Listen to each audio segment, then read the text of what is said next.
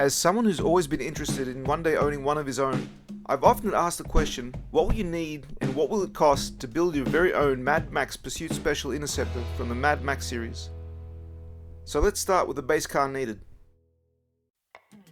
Preferably you'll start off with a 1973 to 1976 Ford Falcon XB GT 2-door hardtop coupe. As of 2025, as a result of their popularity and collectability, a fair to pristine condition XB GT coupe will set you back between 85,000 to 140,000 Australian dollars.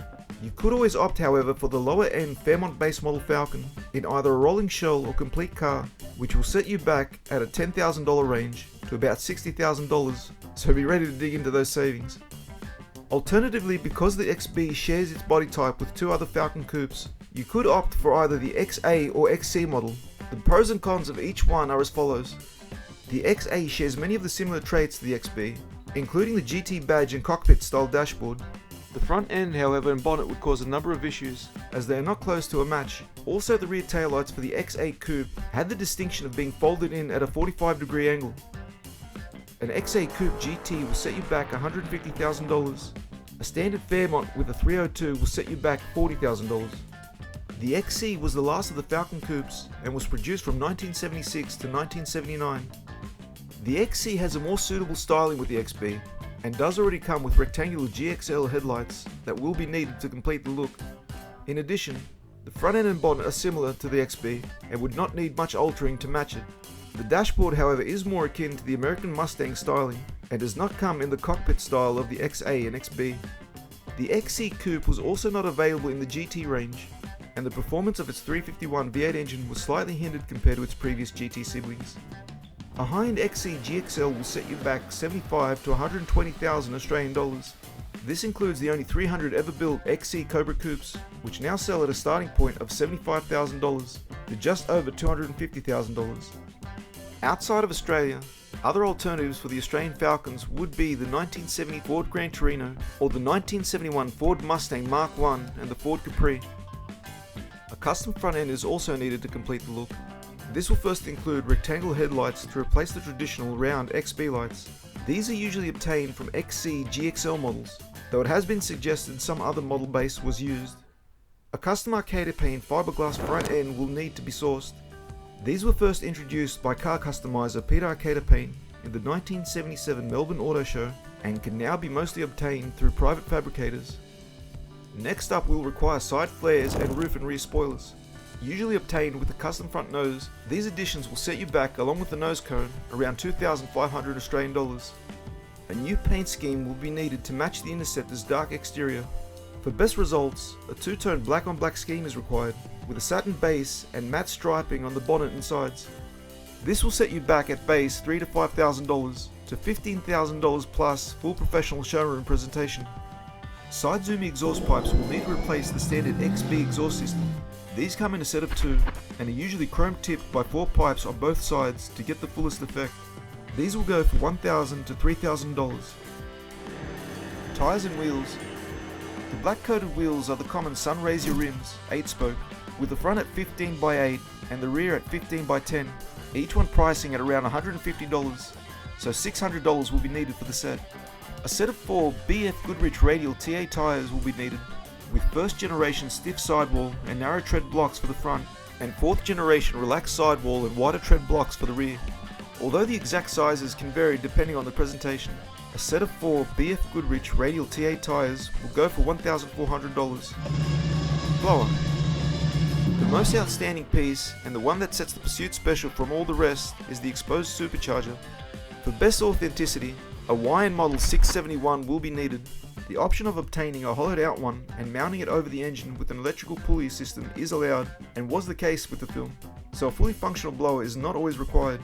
However, a complete YN 671 supercharger will set you back about $5,000 Australian dollars. Sitting on top of the YN is a 60s style Scott Super Slot injector scoop, which are now very hard to find in an original example. A reproduced Mel Scott authorized replica will cost $2,800. An original Scott Super Slot scoop from the 1960s costs unknown. Interior. Mostly stock standard with a white roof lining, a black leather seated interior, and a black dashboard with black carpeting is where the choice will be better suited. These can be obtained in the second-hand or refurbished market, so if you can already find an XB with black leather or vinyl seats, you have already saved yourself a lot of time and money. To refurbish to black leather and repairing, $800 to $2,000 per seat. Headlining, $175 to $450. High-end replacement carpet, $200 to $1,500. Dashboard, from a minor to full repair, $300 to $3,000 plus.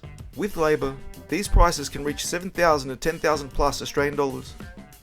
The original XB Coupe GT in the film came with a 4-speed manual. These are the hardest XBs to find, as the automatic FMX was the more available option for the 351 Cleveland.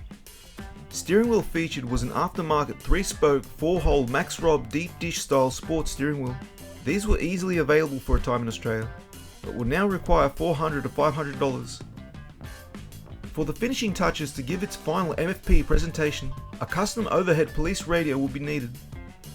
There are no originals known to be available anymore, as these were custom made for the film and none are thought to have survived, and only through custom fabrications can one be obtained and can range between several hundred to over $1,000. An interior blue Peterson light, model 756 police siren mounted on a custom metal shelf priced at $200. A Cole Hersey 50036BX pull switch 2-speed axle control, which will simulate the supercharger gear shift button, cost new at $20 to $30, and a pair of magnet MFP decals sprouting the bronze badge and maintaining right insignia will also be needed to be placed on the outside of the vehicle, just behind the front wheels. These are usually obtained through Mad Max custom parts providers, yet no set price is available.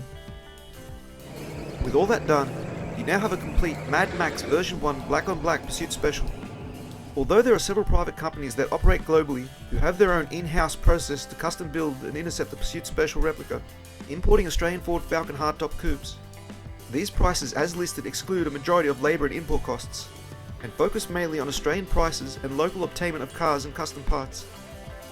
Starting with a 100% vehicle accurate base of a 1973-76 XB GT, a total price base tag of $110,000 low end, to a high-end GT showroom presentation of $185,000 Australian dollars. A base Ford Fairmont XB hardtop will set you back between $33,000 to $95,000 Australian dollars. The lower end price would basically be a rolling shell, so this price does not include the essentials needed to make it a running roadworthy XB coupe before its conversion. Again, this is a price list of parts with some labour, but is mostly based on a DIY Mad Max project. So if you have the means and time and patience, you are now ready to build yourself a post-apocalyptic Australian icon. Happy hunting.